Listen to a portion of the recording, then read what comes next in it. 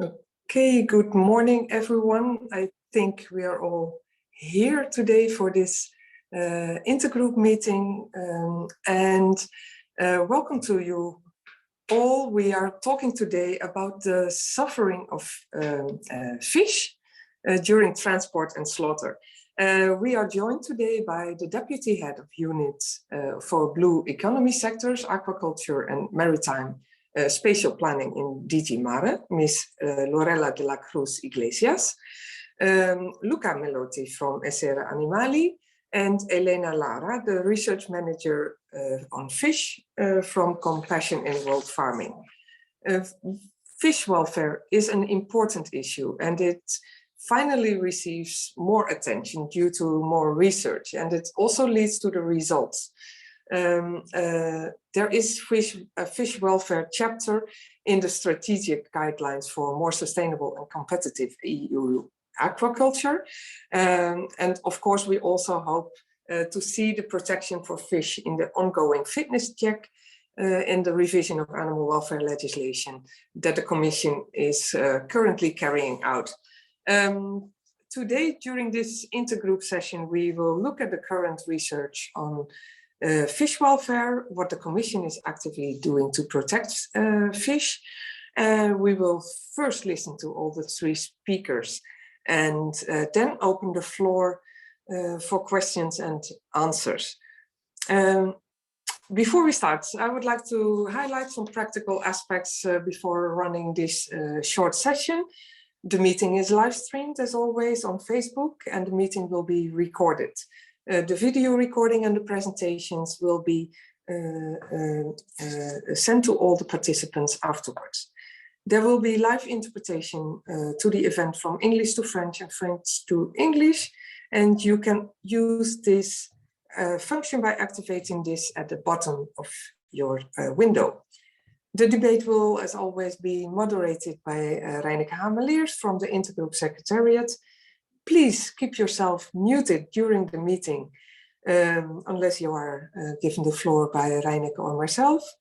You can add your questions in using the Q&A function, and they will be addressed at the end of the session. If you are an MEP and you want to take the floor, please let us know by using the chat box or raise your hand function if this function is available to you. And given the short time at disposal, I would like to ask everyone to be brief with questions and statements. Let us start with some introductory remarks and start with some good news. Because my report on the Farm to Fork strategy was adopted yesterday in the European Parliament with 452 votes in favor, 170 against, and 76 abstentions. The report contains many strong provisions for improving animal health and animal welfare. The pressure is now on the Commission to create the necessary changes for a more sustainable and animal-friendly food system. And I think we all look forward to seeing how the Commission implements these changes. I would also mention another great success which was achieved during the negotiations on the Farm to Fork strategy. And that is that the Farm to Fork strategy includes a paragraph on fish welfare. In the report, we call on the Commission and on the Member States to encourage higher welfare methods of capture, landing, transport and slaughter of wild fish. And furthermore, in the Farm to Fork report, for the first time ever, the European Parliament establishes an official position to improve the welfare of marine invertebrates like crabs and lobsters. And I think that's also very good news. I would also like to use this opportunity to remind everyone that the recently published oral question on the ban of wild animals in circuses can be placed on the agenda of the November 2nd plenary session and linked to a motion for a resolution. Please inform your group leaders if you haven't done so already. Now, back to fish welfare. I will now give the floor to Lorela de la Cruz Iglesias, who will present the strategic guidelines for a more sustainable and competitive EU aquaculture with a focus on the fish welfare chapter. Ms. de la Cruz Iglesias, the floor is yours. Yes, thank you. Thank you very much. I will try to share my screen to show the presentation. Let me see if that works. Is it working? Yes, it's perfect. If you now start the presentation, then we can see your full screen, please. So it's fine, you can see the full screen? If you go to slideshow and then press start, okay. In your menu, you go to slideshow. Yeah, that's also possible. Okay, let's see. It was working before we made a test, but yeah, that always happens. But we can see your presentation. Please take it away. Okay. Okay, so we'll start like this. I hope everybody can see it. So, well, thank you very much, first of all, for inviting me to this meeting. I am Lorena de la Cruz Iglesias. I'm responsible in the Director General for Maritime Affairs and Fisheries for aquaculture, for the team dealing with aquaculture policy. And I would like to start to just present briefly today what we are envisaging to do in terms of increasing animal welfare or fish welfare in aquaculture. Just very briefly on aquaculture policy, for those that are not so familiar with it, we obviously have the EU legislation, and including the general requirements on fish welfare included in EU animal welfare legislation.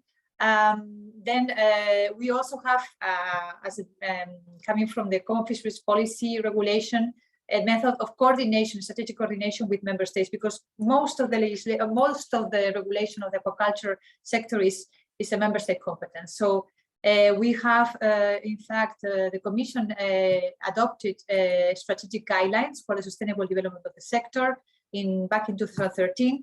And this is the basis for this strategic coordination. The member states on their side, they adopt multi-annual strategic plans for the sector, taking into consideration their own realities for the sector that reflect, in a way, or translate these strategic guidelines at EU level.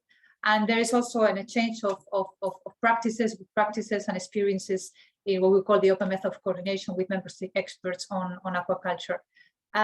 There's obviously also the funding that plays a big role, not only now the MFAF, the European Maritime Fisheries and Aquaculture Fund, but also, for example, funding related to regional development or also research and innovation, among others.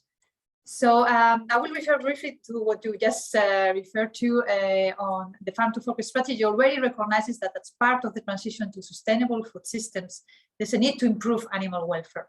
And there is, as you mentioned, the action foreseen for the reviewing the animal welfare legislation. That's something that is ongoing. There has been an impact, an inspection impact assessment that was published in July that covers certain options that also refer to fish welfare. There's also the possibility to look at or consider animal welfare labeling foreseen in this strategy. And in relation to this, obviously, there's also the question of increase of organic farming, including organic aquaculture. As you know, organic legislation promotes via certification and labeling a type of farming that is, among other things, more demanding in terms of animal welfare requirements, for example, density and uses of light, etc. And in this respect, there's the action plan on organic farming that was recently adopted, and there's also some actions there foreseen for aquaculture and for animal welfare. Coming back to the strategic guidelines that were adopted in May for EU aquaculture, the objective is the growth of the sector, sustainability, resilience, and competitiveness, as you see in the slide. And basically, what we're trying to do with these guidelines is to consolidate any lessons learned from the practice on aquaculture policy so far. Something very important, that aquaculture meets societal demands, and certainly increased animal welfare is one of these demands. And the maximize the impact on performance of the tools we have. I mentioned funds, I mentioned the change of good practices, legislation, etc. So maximize the impact of those tools in achieving results towards a more sustainable aquaculture. The strategic guidelines foresee 4 specific horizontal objectives that you see here in the screen, hopefully. One of them is participating in the green transition. Obviously, in the context of the European Green Deal, this is a key objective in the future strategy for EU aquaculture. And as part of the participation in the green transition, obviously, we recognize that part of this transition has to do with animal welfare. I will now go more in detail into what's the strategic guidelines foreseen in terms of improving animal welfare performance of EU aquaculture. The strategic guidelines stress that there's a need to take further action and focusing on different aspects that you see here. So first of all, good practices, developing good practices on fish welfare during farming, transport, and killing. And we will see what type of action will be foreseen for this. Developing also common fish welfare indicators throughout the production chain, including transport and slaughtering. Fourth, research and innovation. There's still significant gaps in terms of research and innovation that we need to fill. And last but not least, knowledge and skills. So it's not only about having research and innovation and having more information about indicators and good practices for animal welfare, is translating this or making this accessible to the actual people handling the farm fish or other type of farm animals, aquatic animals. The strategic guidelines, what they do also obviously is not only to identify the areas where further work needs to be done, but also they recommend a specific action for the Commission, for member states, and for the Aquaculture Advisory Council that, as you know, represents industry and other interest groups like NGOs. So for the Commission will develop, in close consultation with member states and with stakeholders, a code of good practice on fish welfare that will cover all the farming, transport, slaughtering, all the life cycle, let's say, of the welfare of the aquatic animal. The Commission will also support the development of fish welfare indicators by member state and industry, common fish welfare indicators.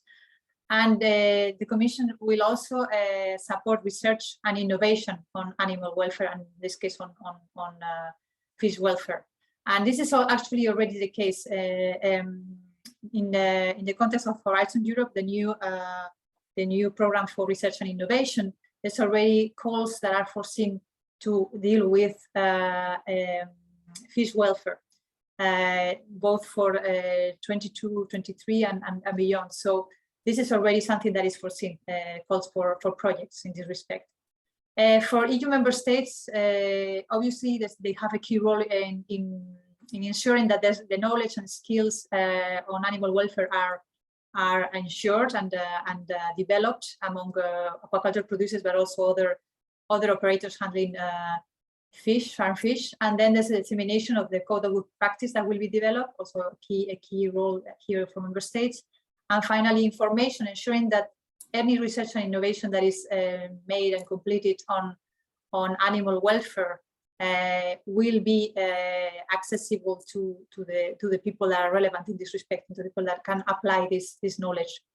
And then, of course, for the Aquaculture Advisory Council, there's similar actions proposed also in terms of dissemination. There's a key role to disseminate good practices among producers, but also in terms of ensuring that producers are informed of the latest research and innovation in this area.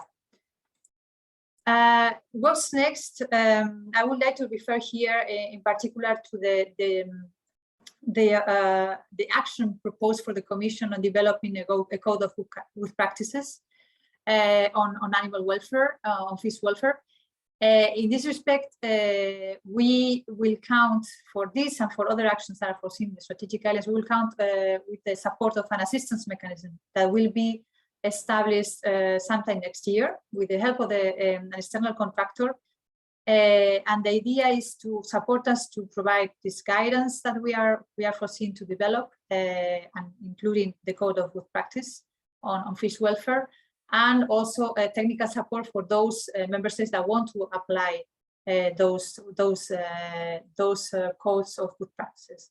And there will also be an online platform that we are foreseeing where we will try to gather all the relevant information that is important for operators in the sector, but also on member states, including, of course, on fish welfare. So I think I will stop here. This was the invitation was just to give you an overview of what we are planning from the Commission side on improving the welfare of our farm fish, and looking forward to the discussion. Thank you. Thank you so much for your presentation, Ms. de la Cruz Iglesias. It is encouraging to see that fish welfare has also been included in the strategic guidelines. And we look forward to seeing how far this protection will go in practice. I will now give the floor to Mr. Luca Melotti from Essera Animali, who will present his research on the latest findings on the transport and slaughter of fish. Mr. Melotti, the floor is yours. Hello, everybody. I just need a second to share the screen. Can you see the screen correctly? Yes, it's perfect. Thank you. Okay.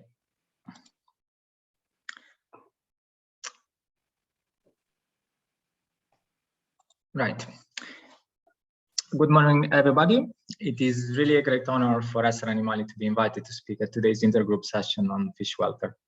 My name, as you know, is Luca Melotti. I've been doing research on behavior and welfare of different animal species in the last 14 years. And recently, I've joined Essera Animali to offer scientific support on animal welfare. In this presentation, I will show you recent evidence of some practices of transport and slaughter of farm fish, which are currently used in the EU. And I will highlight the implication of these practices for fish welfare. The fish species that you will see today are the rainbow trout, the European sea bass, and the gilt-head sea bream, which are among the most farmed species in Italy and other EU countries.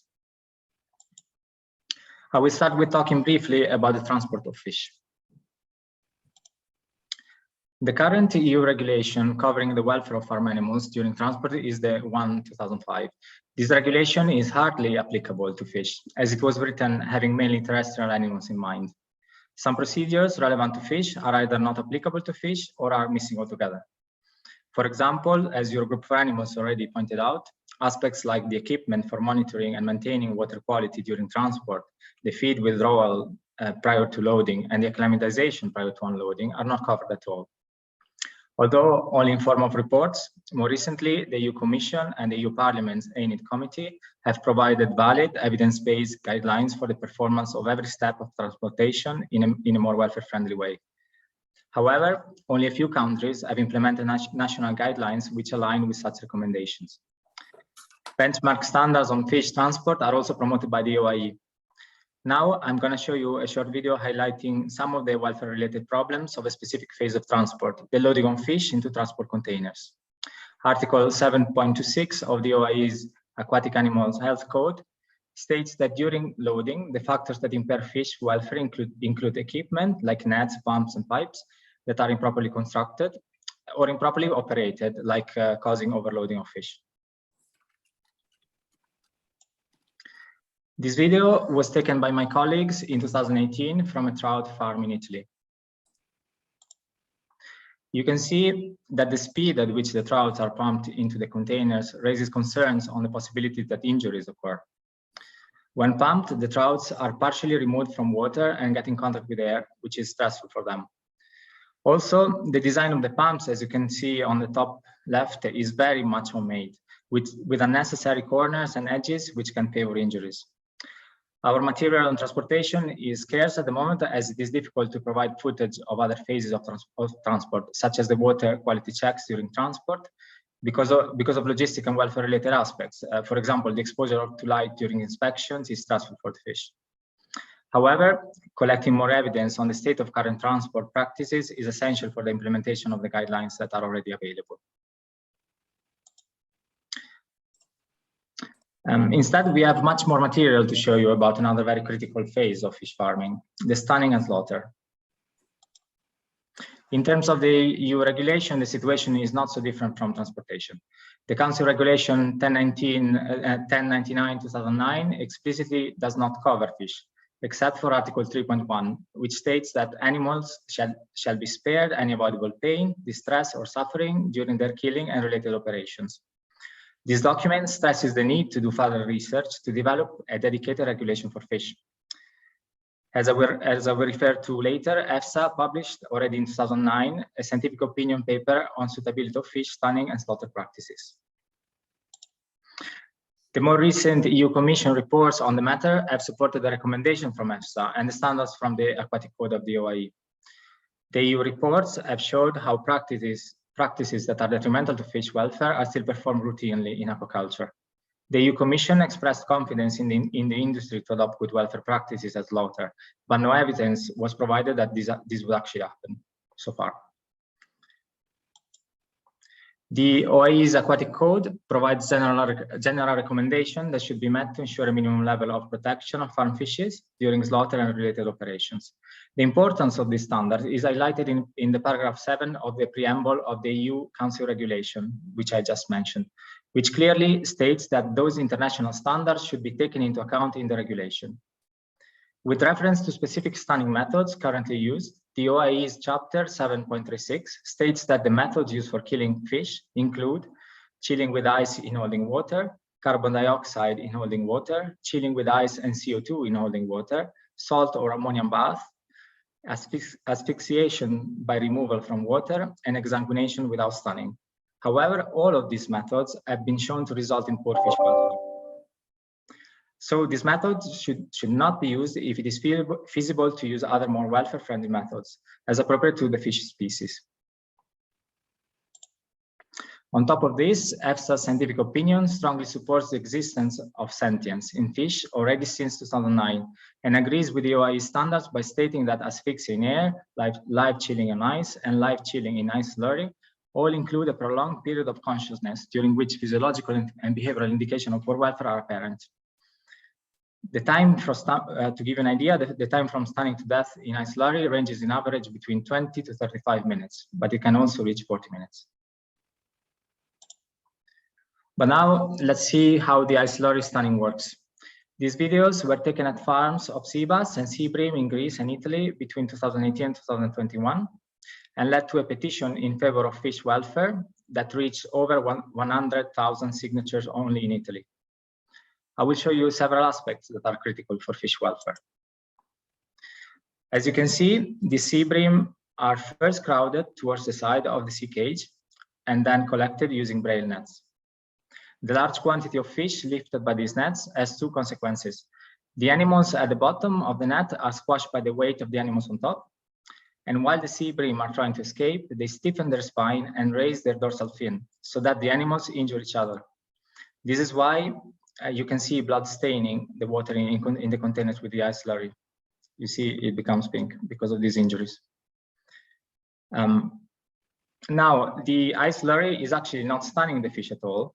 It only reduces muscular activity and the movement of the fish, but the brain remains active and the physiological responses of the fishes indicate that they experience acute stress due to asphyxiation.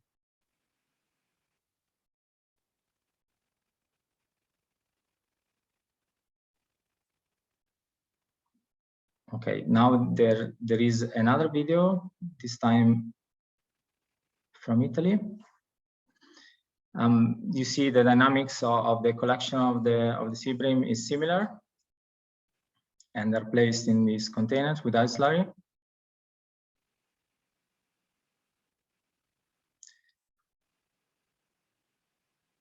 What is really evident here, you will see in a second, is that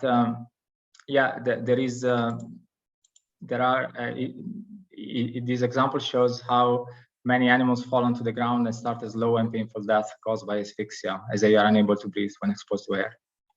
Here, you can see some sea bass instead in ice slurry, which gradually reduce their activity within minutes.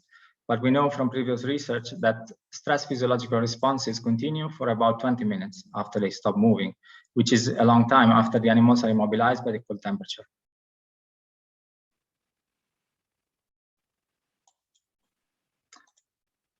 Now I will switch to another method of stunning, the percussive method. This is very important with respect to the training and formation of personnel, which is, as Ms. de la Cruz already mentioned, is a key aspect for farm fish welfare, also in the EU strategic aquaculture guidelines. It is important to provide education on basic aspects affecting fish welfare, such as minimizing handling and contact with air, to provide appropriate training on stunning procedures, like the percussive methods, which can have severe implications for the welfare of fish, and to perform checks for loss of consciousness and death. In this video, there are a couple that I'm going to show you. There are a couple of examples of problems with the percussion stunning carried out manually. Drink a sec.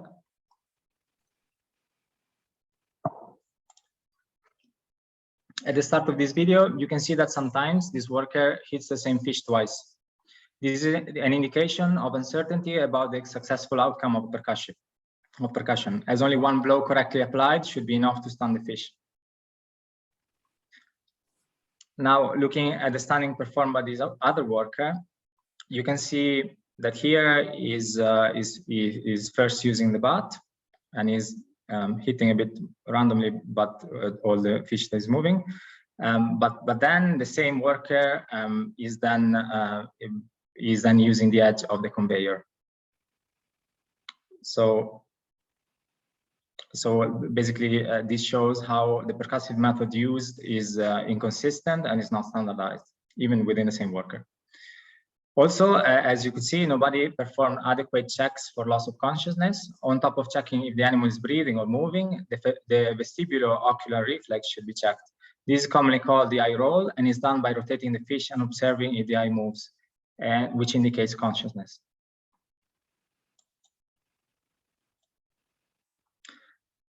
Based on the current situation and also on the material that I've just showed you, we of Essere Animali would like to conclude with these calls to action.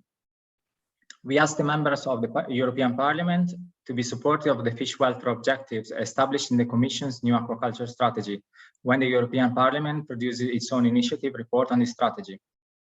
We also ask the EU Commission to proactively invest resources to implement strategic welfare goals, like, for example, establishing an animal welfare reference center to consolidate the available knowledge into implementable indicators and guidelines. Finally, we ask the members of the European Parliament to be supportive of introducing fish welfare provisions in the animal welfare legislative review that has been started. The documents available not only include the ones I already mentioned on transport and slaughter, but also the EU platform guidelines on water quality and handling by the EU platform on animal welfare, and other documents by EFSA, like, for example, the animal husbandry systems from 2008. So we think the time for introducing fish welfare provision is right. Thank you for listening. Well, many thanks, Mr. Melotti, for your, well, it's a shocking, but also an eye-opening presentation. It is important that we see the truth behind the slaughter and the transportation of fish. And we thank you for showing us today what you discovered on your missions.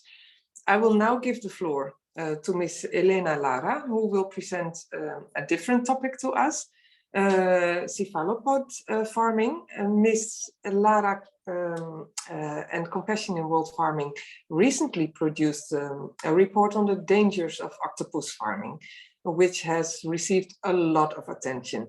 Ms. Lara, the floor is yours. Thank you so much. I'm going to share my screen. Let me know when you can see my presentation, please. Yes, we can see your presentation. Can you, yes, now it's perfect. Okay, great. Over to you. Thank you. So, hi everyone, and thank you for inviting me here today to talk about Compassion in World Farming new report on octopus farming.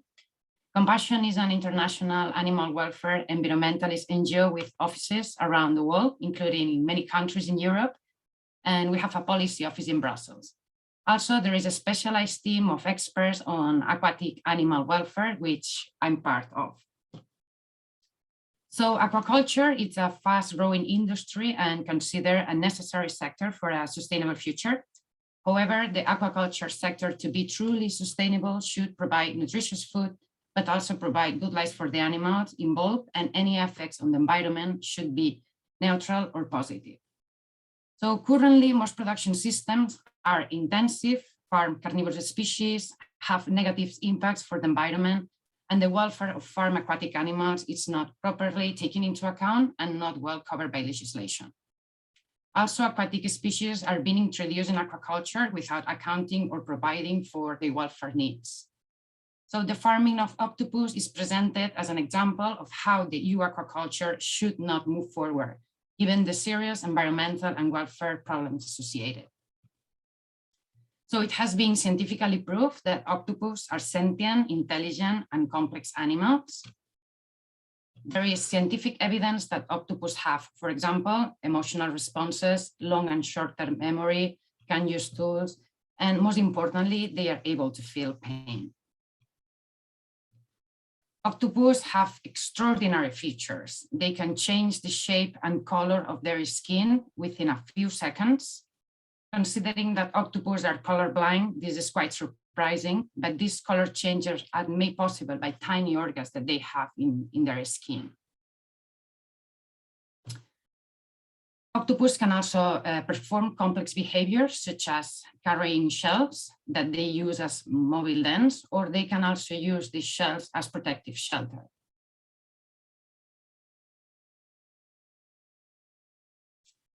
But octopus are also highly valued for human consumption. In fact, wild-caught octopus have been consumed all over the world, especially in several Mediterranean countries, in Europe as well as in Asia.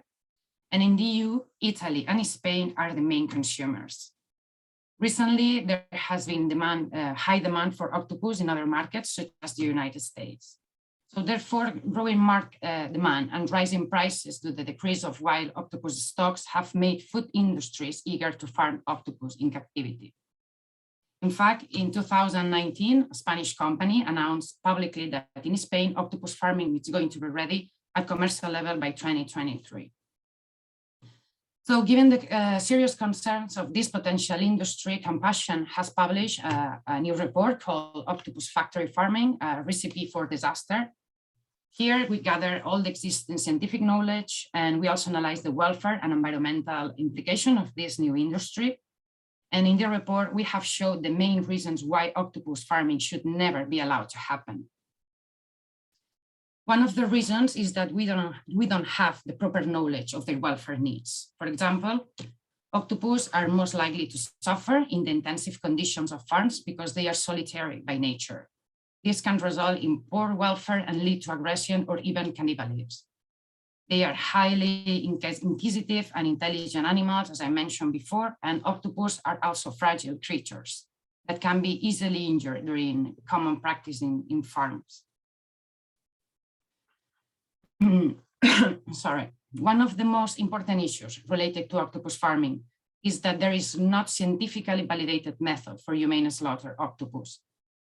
Current methods are cruel and cause suffering, and there is no humane method available. So octopus have a very complex, decentralized nervous system, which consists in the brain and the nervous systems of their arms. So it's very difficult to humane kill them. Other problems to farm octopus is that they are carnivorous. So decades of research has established that the cultivation of carnivorous species pose high sustainability risks. Around 25% of all wild-caught fish are used to make fish meal and fish oil, that they are the main ingredients of farm carnivorous animals. But most of the fish used to produce fish meal could be used for human consumption. So this is a very unsustainable practice. Octopus, as I mentioned, are carnivorous and need a high-quality diet that includes live prey and high number of fish. Therefore, farm octopus cannot be part of a sustainable food system. Other important issue is that they are not covered by welfare legislation. The EU holds several legislative acts that protect farm animals, but invertebrates are excluded from their scope. Octopus are invertebrates, and therefore there's not current legislation to protect their welfare in farming conditions. Other important point is that octopus farming is not compatible with the new strategic aquaculture guidelines published in May 2021. These guidelines specifically encourage producers to limit the use of fish meal and oil produced from wild-caught fish. Also, the guidelines propose that the EU aquaculture diversifies, introducing low trophic species that do not need feed, such as herbivorous fish, mollusks, or seaweed. As we have explained before, octopus farming will highly depend on fish meal and oil since they are carnivorous. Therefore, the development of octopus farming appears to be odds with the new European strategy and should not be developed based on this principle. So for all the reasons mentioned in this presentation, we ask for a ban on octopus farming. And we also encourage the aquaculture industry to focus the future development and innovation on extensive production systems that limit the use of inputs, are good for the environment, produce ecological service, and do not cause animal suffering. We also call for an improvement on the welfare legislation for farm aquatic animals, should be species specific and better enforced. Therefore, production systems which fully provide for the needs of the animals, people, and the environment. So thank you so much for your attention and for the opportunity to talk here today. Thank you so much. Well, many thanks for your presentation, which is a very good reminder to all of us that we need to pay more attention to other aquatic species, and that the protection should be afforded to other species, especially the cephalopods. In light of all three presentations, I will now open the floor to any questions. Reineke, are there already any questions by members of the European Parliament or by other people in the audience? Yes, Anja, indeed. It seems to be a fascinating topic. I think the presentations were also quite shocking. So we have several MEPs who would like to come in, and I would like to encourage others to just let me know if you would like to make an intervention. Firstly, I would like to invite Francesco Guerrero to come in and ask his question. Francesco? Hello, thank you very much. I'll be brief, just 3 questions, especially to the Commission. The most of the production in aquaculture is intensive, and my question is if this is not contradictory with the proposal that comes from Farm to Fork, that is more extensively type of production. So how does this fit in the narrative that we are promoting now, that we should decrease on one side the consumption of animal protein, and in the other side that we should have more extensive types of production? Also, if you have any assessments on the potential of microbiological resistance regarding this type of production, because it's also a very serious question. And thirdly, regarding the octopus, I think it's a very, very interesting share that was made here from the last speaker. I also saw my octopus teacher. There is a very profound documentary. I do advise everyone to check it out. But I also make a question to the Commissioner if they they are focusing on a particular ban on cephalopod farming, meaning obviously octopus farming. Do they have any visions regarding these invertebrates? What are their position? What is their sensibility? That would be very interesting to know. Thank you very much. Thank you, Francesco. Very relevant questions, also in light of the Farm to Fork report, as Anja already referred to in the beginning. Lorella, would you like to come in and respond? Yes, of course. Thank you. Thank you, Reineke.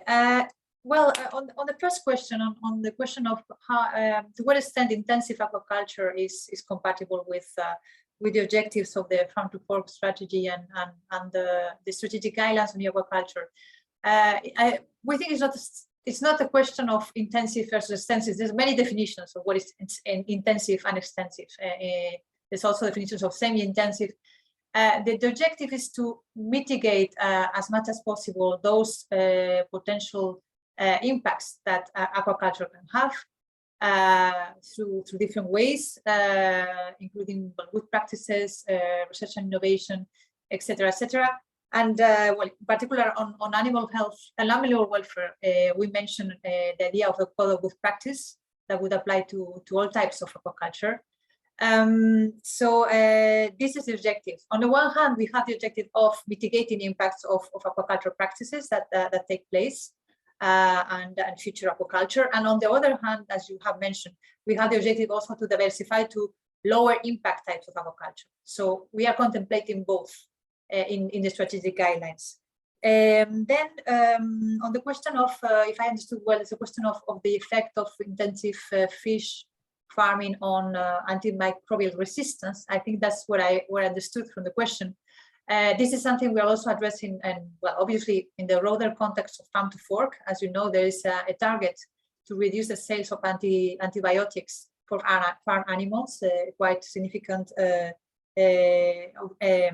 target, and including obviously for aquaculture. And in the strategic guidelines, we're trying to look at possible ways to do this. I mean, obviously, there's much progress to be done in terms of prevention of disease rather than treatment of disease. Looking at new ways of prevention, like looking more at the microbiota of fish. So there's maybe also feed that can help prevent diseases. So there are different elements that are playing here, or that we are looking into in terms of reducing the risk of antimicrobial resistance in aquatic animals farming. On the question of octopus farming, for us, well, we very much welcome the report that was presented. I think we have to examine it more in detail. There is no position for the moment of the Commission in terms of this type of farming of octopus. So on that, of course, I can only stress the general approach of the Commission to ensure that farming addresses appropriately animal welfare, and obviously also the question of farming species that are able to be farmed in the sense of ensuring appropriate welfare for species, but we don't have at this stage any particular position on octopus farming in the future. Thank you.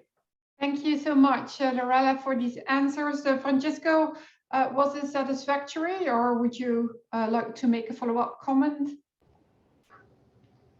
No, they are satisfactory in a way that, well, for example, in the last one, they don't have a position yet. I don't know if they don't have a position because they don't have the technical knowledge or because they are assessing the technical knowledge. But, well, let's see how that plays out. Okay, very good. Thank you. Then moving on to the next MEP intervention, Caroline Rose would like to come in. Caroline, are you with us? Oh, j'ai plein de questions. Yes, hi. I have a great many questions, but I will try and limit to a bunch. Thank you, everyone. I was glad to read the report on Farm to Fork. It was great that we could include fish welfare. So it was the element we always forgot. We never talk about animal suffering related to fish. You were talking about fish welfare indicators earlier. You seem to say that we will create these indicators in order to better assess the success of interventions for the welfare of fish. I would like to know, what will these indicators be specifically? Today, there are no legal criteria to assess fish welfare in terms of transport. We know that fish don't fall within the 2005 bill. We know that today we massively transport shellfish, live shellfish. There are no rules on this sector as well. And I also wanted to thank Elena specifically for her reports on cephalopods. I have a very specific relationship with cephalopods because I dive myself, and I learned a lot on how sentient and sensitive they are. One day, I scared a cephalopod when I was swimming. He became all white all of a sudden, and I thought, wow, there's something here. The female has a very strong bond with her offspring because she dies very soon once the offspring is born. When I look at all of this, I can't conceive that we carry on farming such animals in an intensive way. Back then, I had asked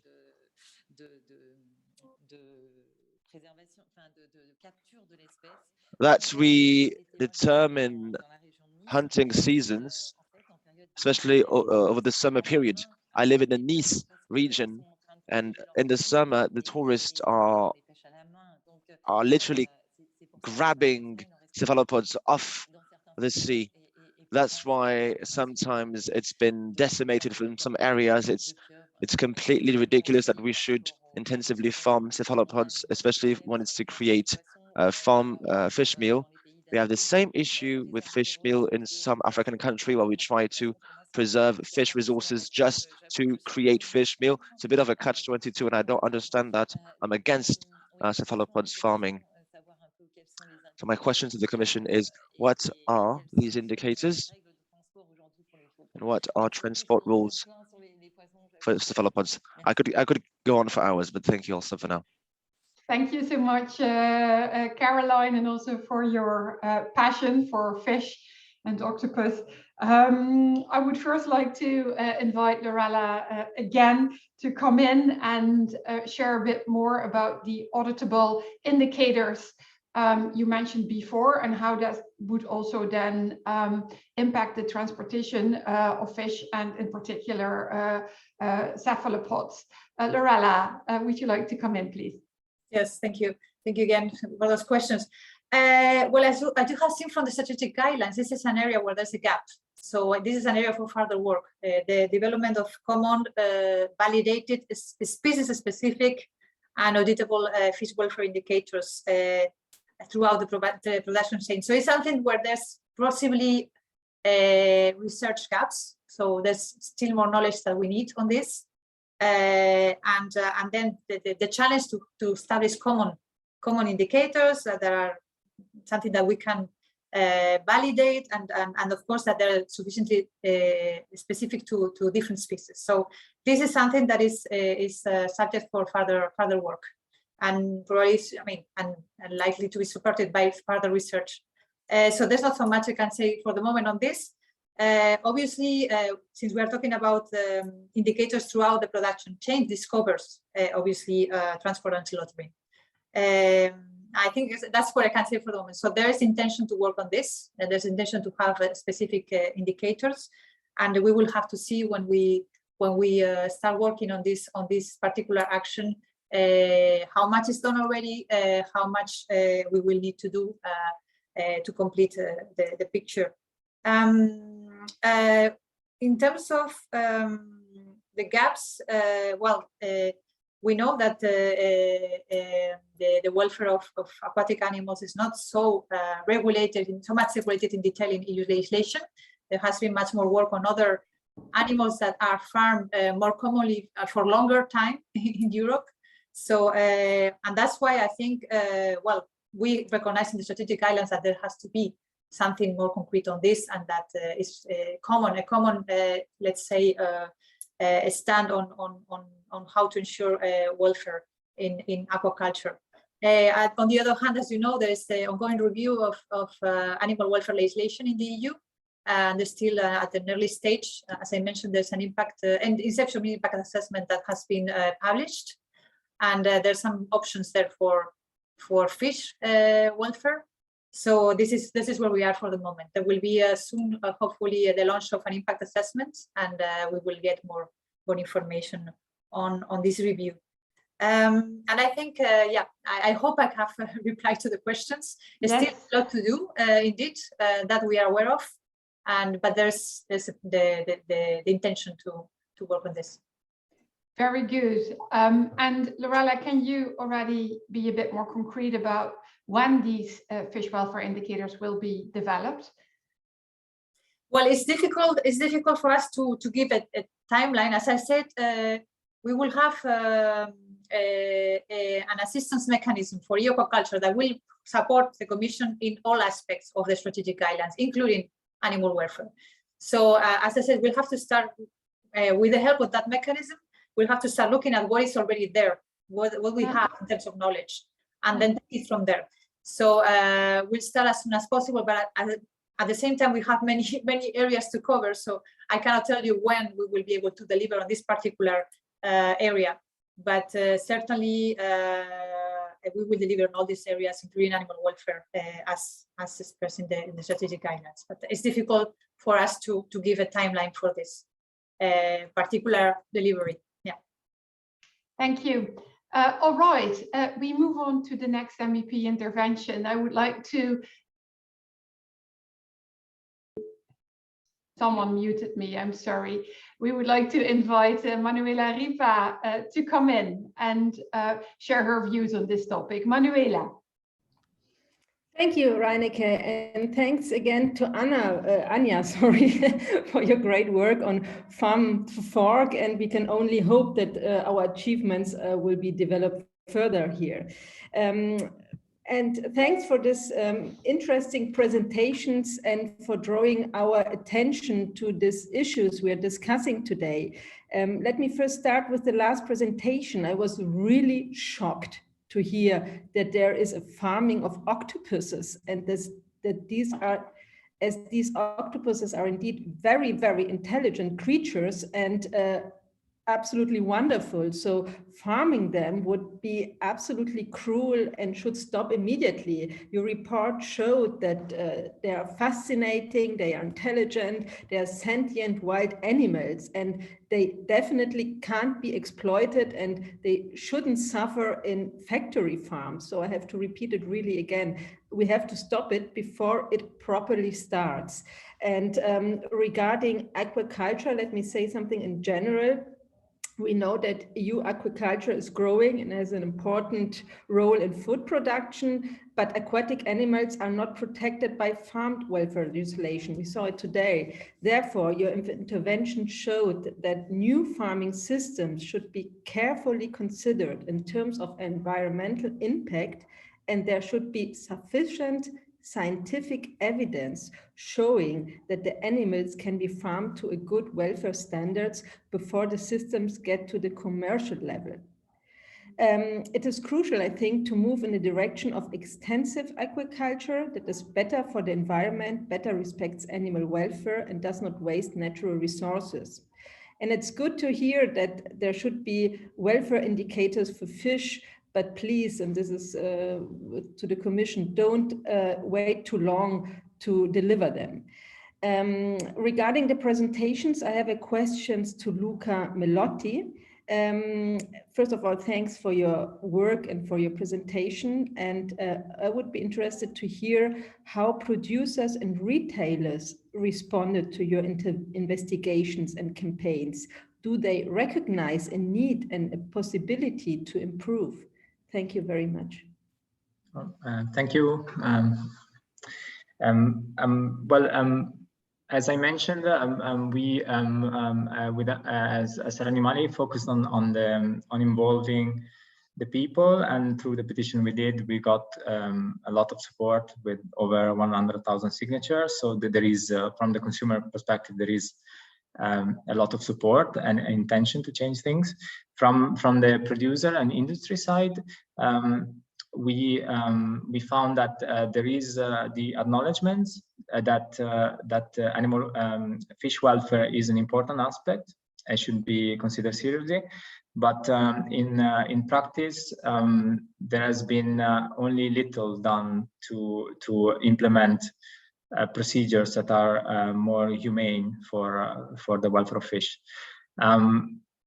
We think that the industry, this is a shame because we think that the industry has the knowledge and the technologies already available to improve considerably the conditions of fish at critical phases. So yes, there's a lot to do, and I think a combination of industry effort and legislation from the EU would be the best scenario.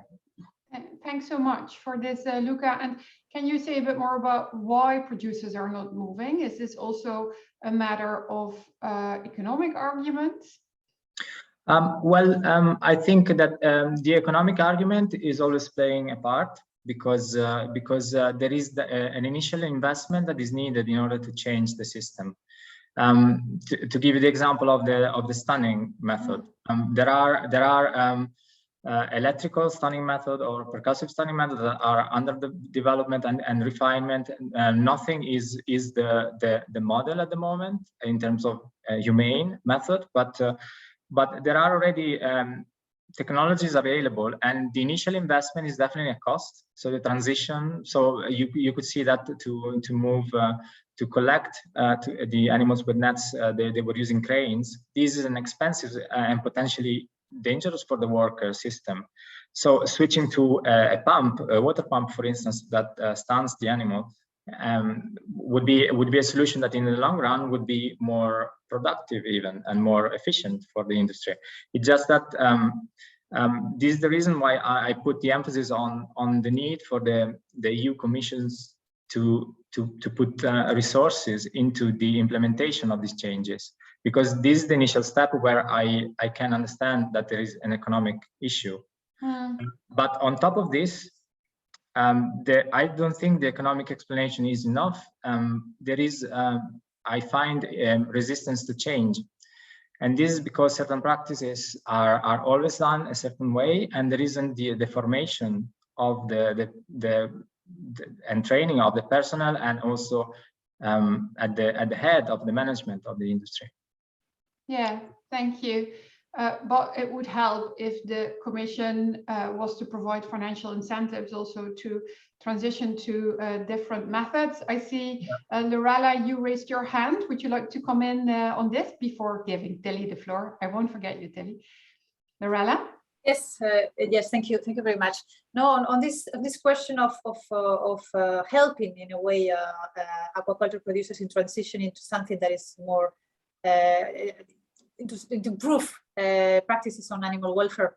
I think it's true that that's something that will certainly help. It's a question of changing the practices, but also it requires equipment. It requires certain investment, as you mentioned. Just to mention that in the context of the new program for the European Maritime Fisheries and Aquaculture Fund, there is the possibility, obviously, for member states to support this aspect of the transition of aquaculture in the respective countries, and we are making, let's say, promoting with member states in discussions we have with them that this is looked into, because there's certainly this needs for support to the sector to change the ways they are doing things in terms of knowledge, but in terms of also of equipment, or what they need to have in order to improve the situation. On the other hand, it's also, as mentioned, the multi-annual national strategic plans for aquaculture that member states have been working on reviewing in light of the new strategic guidelines. And there also we are trying to promote that member states look at this issue in their strategy, in the national strategy. And of course, as I said, there's a question of research and innovation that we also looking into in the context of Horizon Europe. Thank you. Yeah, indeed, it's a matter of working at all these different levels to drive the change we need to see. Thank you, Lara. Tilly Metz, MEP, over to you for your question, please. Yeah, thank you very much, Reineke. And also from my side, congratulations to Anja for her great work on the Farm to Fork strategy. And thank you to the experts who are there today for their very interesting presentation.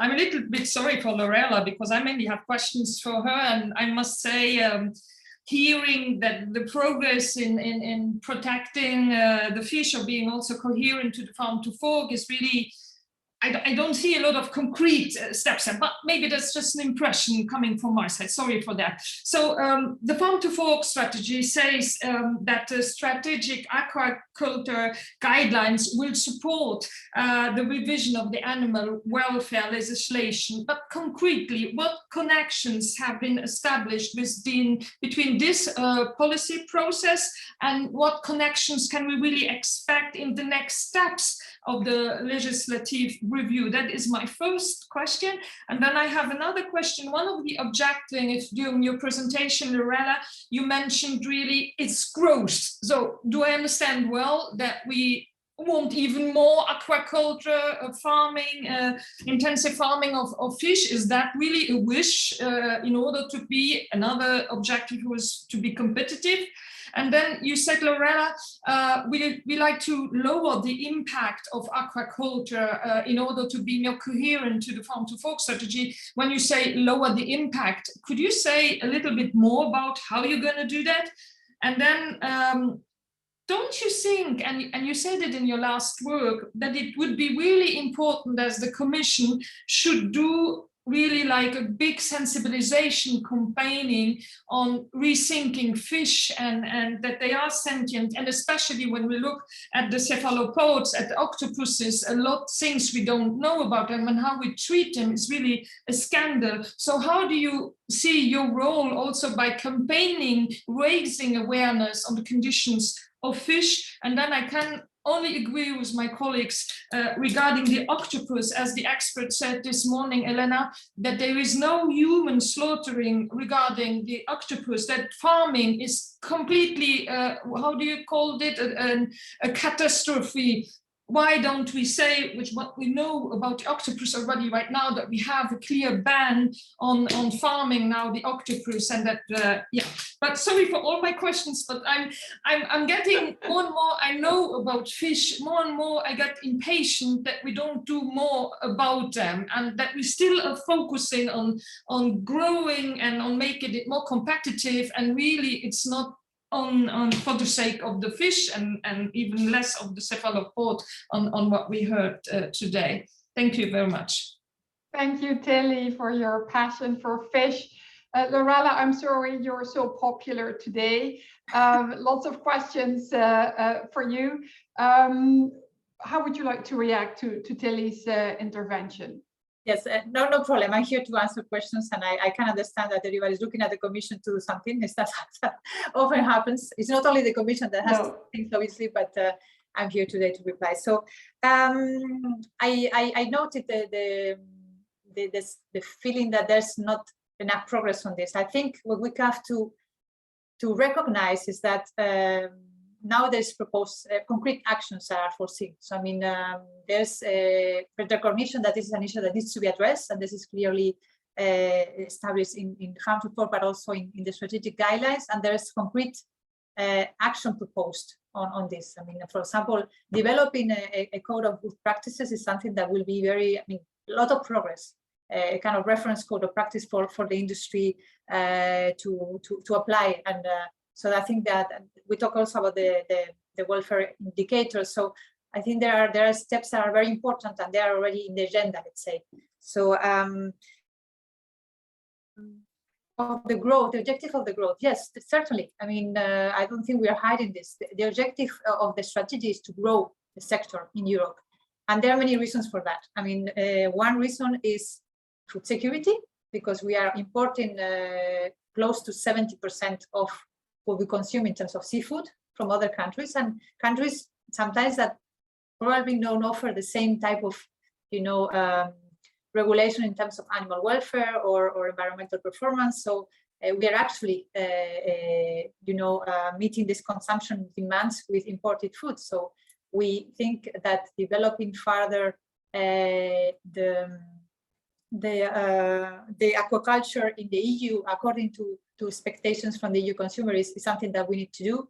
Aquaculture, as compared to other ways of farming, can offer a lower impact, also in terms of carbon emissions. So there are many reasons for which we think that there's potential for growing the sector in the EU. But as of course, this comes with sustainability, and this comes with sustainability in terms of environmental performance and also animal welfare. I just want to check that I'm still connected, because yes, you are. Yes, yeah, you okay. are. We can perfectly hear you. So go on if you would like to say more. Because I see some frozen images on my screen, so that's why I wanted to check. No, thank you. So yes, there's certainly growth, but not any kind of growth. Certainly growth of a sector that is conscious of the need to deal with environmental performance and animal welfare. There's also the question of mitigation of environmental impact of aquaculture activities in the EU. Well, there's a whole, in fact, section of that in the strategic guidelines, referring to the different aspects that we need to take into account to mitigate impact, potential impacts. So from effluents to escapees, to the use of veterinary medicines and other chemicals, waste management, etc., etc. So the main things that are there in terms of areas to look into to further mitigate a potential impact of aquaculture activities. And in terms of awareness, here I would like to take the opportunity to say something that is important. We can obviously ask farmers, aquaculture farmers in the EU, to do more efforts. But if there's no communication of these efforts, this is a very difficult situation to maintain. I mean, farmers need to make profit, and they need to also cover their costs. So communication is certainly an important point.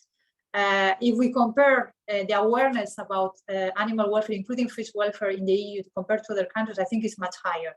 We can obviously say that there's now more action that needs to be taken, that we understand, but awareness is here already.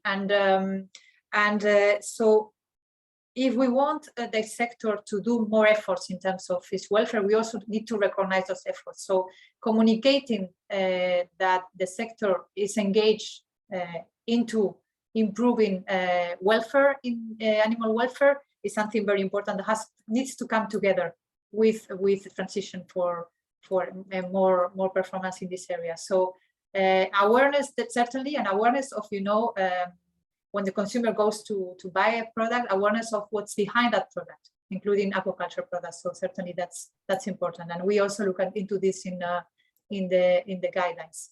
Yeah. Thank you, Lorella, and perhaps labeling can also play an important role there. Picking up on what you said on sustainable growth, that is a very heated topic, of course. Telly, would you like to respond to what Lorella said on that? Do you think that growth and sustainability of the aquaculture sector can go together?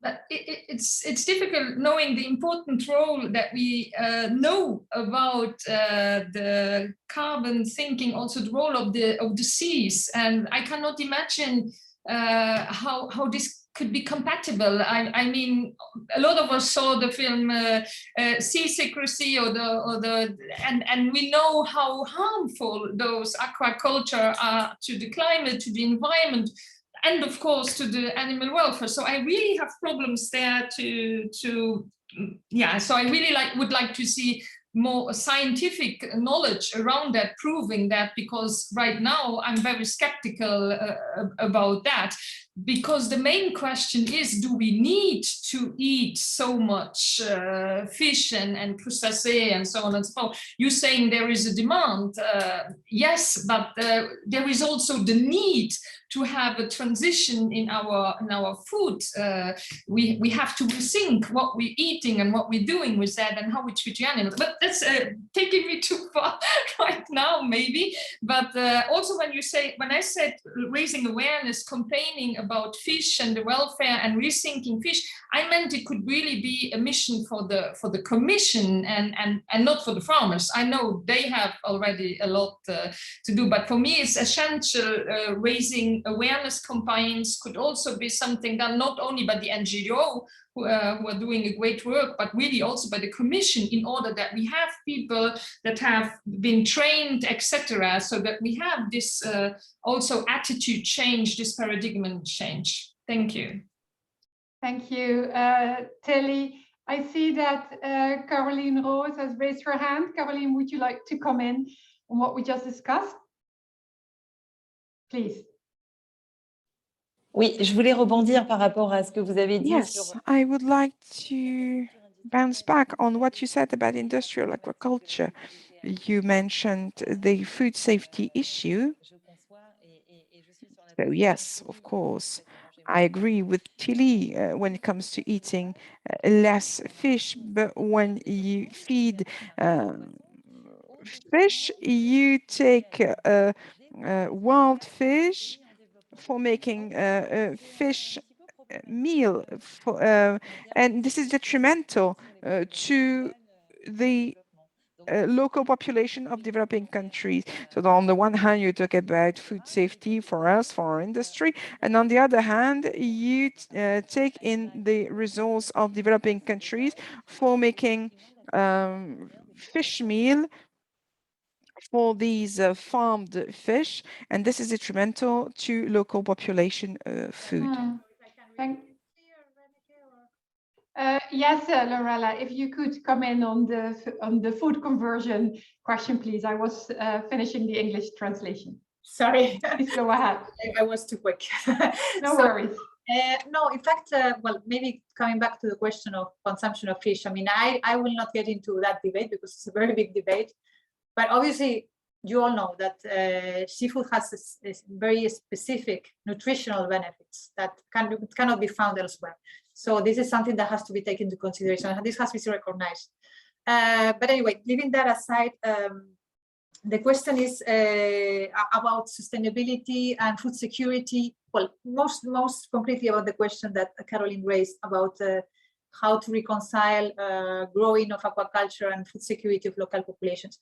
We, as Commission, we have raised the attention to this issue, that we shouldn't make the industry grow at the cost of depriving populations in developing countries of direct supply of fish for consumption. So one of the things we have made we have taken this position in the context of the FAO, in the subcommittee on aquaculture. The last meeting we had a couple of years ago. We're going to continue doing stressing this point. In the context of our strategy, I mean, the way we are dealing with this is obviously in our intention to work on further reducing the wild fish content in feed, promoting that there are alternative ingredients in feed for carnivorous species to wild stocks. So this is something that is the way we want to further work in mitigating this possible impact of growth of aquaculture worldwide. Yes, I think I can stop here. Thank you. Yes, thank you, Lorella. I would like to ask some more questions from the audience to Luca and Elena. Luca, you are a fish welfare scientist. You know a lot about fish sentience. I have two questions for you. Do you think there is sufficient scientific knowledge to also develop the legislation and develop the indicators? Because there are so many species and they have very different needs. So how can we build on the existing scientific knowledge base, and what would still need to happen in terms of new research and development? And my second question relates to the previous discussion about, do you think that safeguarding fish welfare and growth can go together? Thank you. Okay, thank you for the questions. I'm trying to answer the first question. I would separate the answering in two aspects. On one side, we have the concept of sentience. At this level, there is, I can say that from the scientific point of view, there is enough convergent evidence to assume that the fish are sentient beings, and this is because we tend as humans to see the evolutionary scale as something where we are on top, and below there are the other species that are getting closer and closer to us. Instead, from a biological point of view, we should instead see fish as species that are just apart from us, very far from us, not below. And this is an important different mechanism, because we by thinking that they're just very different from us, we are focusing on the functions that they want to solve. So if their functions are about reducing negative emotions, for instance, and they have the mechanism to experience emotions, like we can measure with behavior physiology and neurophysiology, then we can assume, like for people, that they can feel the basic emotions like pain and fear. So this is one aspect. On the other side, the species-specific requirements is a very important part, because this is where more and more research is needed, and we already have a lot of documents available for some species, but for some we need more. For instance, there is the EFSA scientific opinion specifically on sea bass and sea bream. So we have more information about certain species, and so that information can be implemented straight away. But of course, it's very important to develop this code of practice that is specific for each requirement of each species. Then, can you repeat the second question? Sorry. I'm sorry. The second question relates to, do you think that safeguarding fish welfare and sustainable growth go together? Do you see that happening in aquaculture? I mean, because we had a discussion about, you know, growth versus the future of the sector, linking it also to the farm to fork strategy. How do you look at this from a fish welfare perspective? From a fish welfare perspective, I see it have to agree with the previous interventions. Like it's very hard to see these two aspects to agree with each other. If the growth is intended also not in quantity but in quality, then we can start to reason with a compromise between meeting the growth of the sector in terms of quality and sustainability towards the environment. But definitely, if we increase the quantities, then this is not really feasible, I think. Thank you, Luca, and also thank you for sharing your perspective on a different way of looking at fish. Tilly mentioned it already. We need to rethink fish and not look at it from an anthropomorphic perspective, but from a biocentric perspective. And I think the precautionary principle also plays an important role there, which has been enshrined in the EU legislation. So thanks so much for this. I would like to now go to Elena. Elena, you got a lot of support from MEPs on stopping, you know, any potential expansion of octopus farming in the EU. Lara from the Commission said that the Commission doesn't have a position on this. How would you react to that, and what would be your specific call on the Commission at this point? Yeah, well, first, thank you all the MEPs that has shown the support to our new report and the work and to ban stock octopus farming. It's really exciting to see the responses today here. And to the Commission, they showed that they have not positioned right now. And what I will say right now, it's in line with the discussion that it has been between you, well, the last discussion. It's like aquaculture, or the future aquaculture, it has not been related with fish farming or the farming of carnivorous species as octopus. So aquaculture can be part of a sustainable food production if we chose to do it in a right way. I mean, I think that we need to educate public that there's other seafood products that are more sustainable and can do ecological service, like seaweed, mollusk. When we farm seaweed, for example, they capture CO2 from the atmosphere, and also they are very nutritious food. But I think people, it's not enough educated about other options or future products from seafood products. And we are basing the development of aquaculture on carnivorous farm species. And I think that this is the mistake. So I think that it's very important to stop a new practice that it is still not developed, implies farming very intelligent, complex, amazing animals. We know that they are carnivorous, that it's going to have environmental impacts, also welfare impacts. And what I will ask to the Commission, it's just like encourage the aquaculture sector to move forward in the right way, not make the same the previous mistakes that we have done farming like other carnivorous species like salmon, sea bass, sea bream, that we have seen that it's not ecological, viable, and it has been a lot of environmental impact related to these farms, also in the welfare terms. There's a lot of suffering in this kind of farming.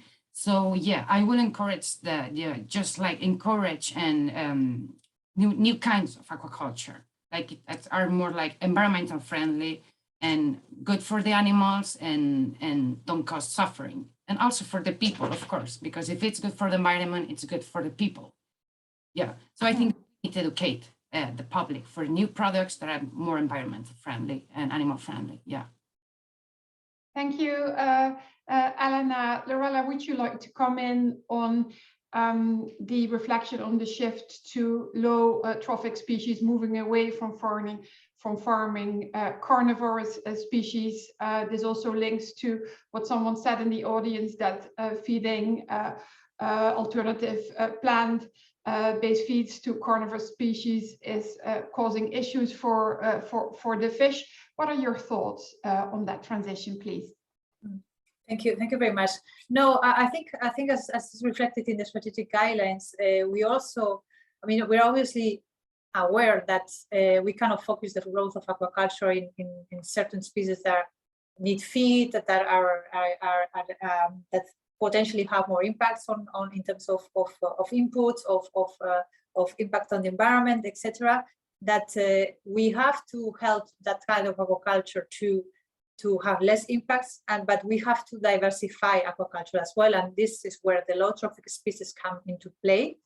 I very much agree that the consumer is not aware of the value of this type of aquaculture, and there's certain awareness that has to be raised. That's certainly the case.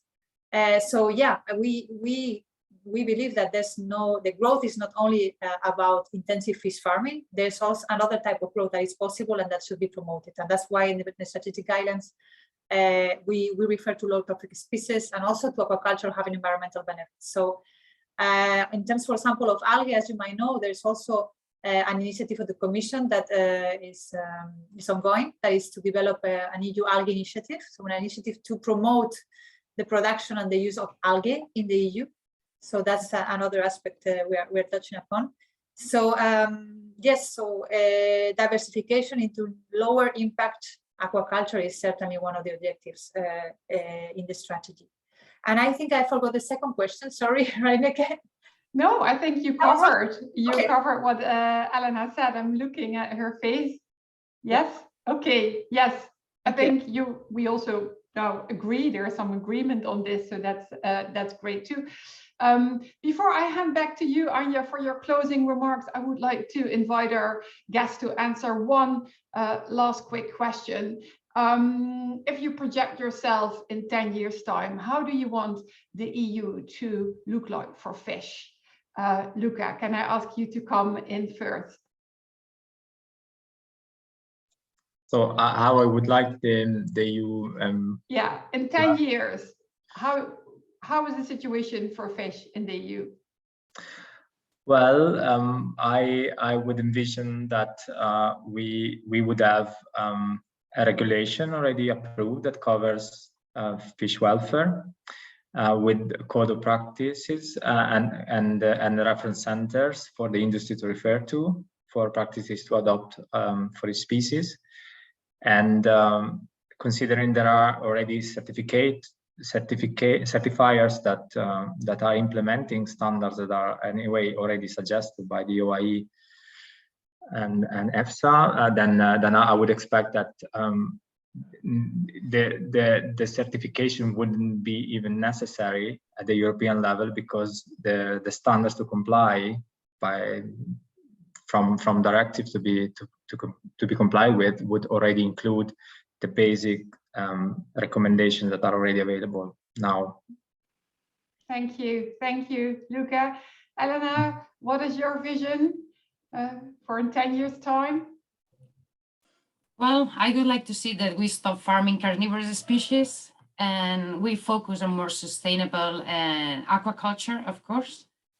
And yeah, well, it's more or less what I mentioned before. I would like that we move in a right way, just like keeping the past the wrong way, or the way that we are currently, it looks like it's currently growing.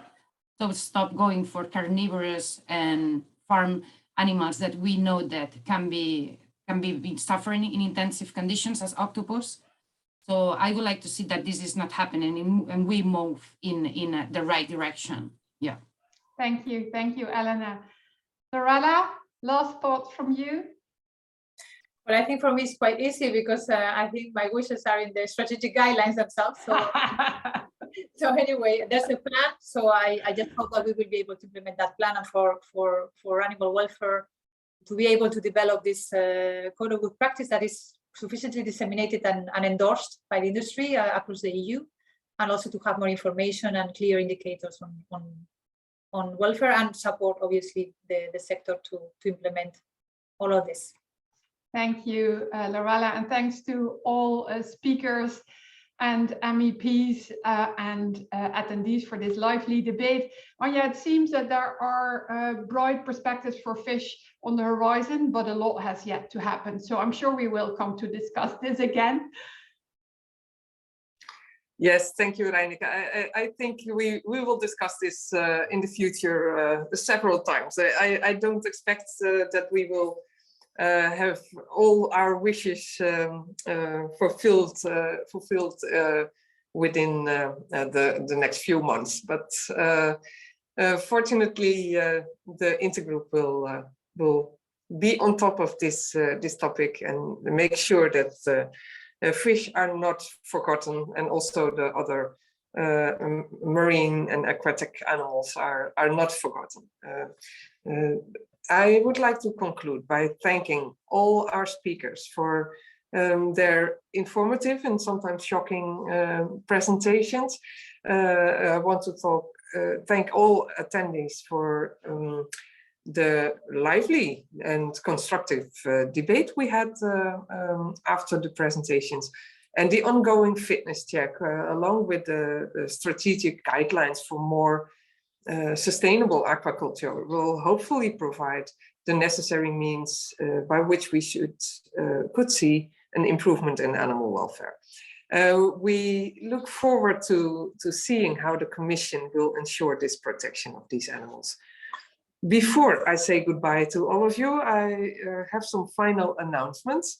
On Tuesday, the 16th of November, from 1:30 to 3 in the afternoon, the Animal Welfare Intergroup, Humane Society International Europe, and Eurogroup for Animals will hold an online side event on the measures of an EU action plan to phase out experiments on animals. You already received a save the date message from the Secretariat this week with more information, and I hope to see you all there. The next monthly session of the Animal Welfare Intergroup will be held on the 25th of November.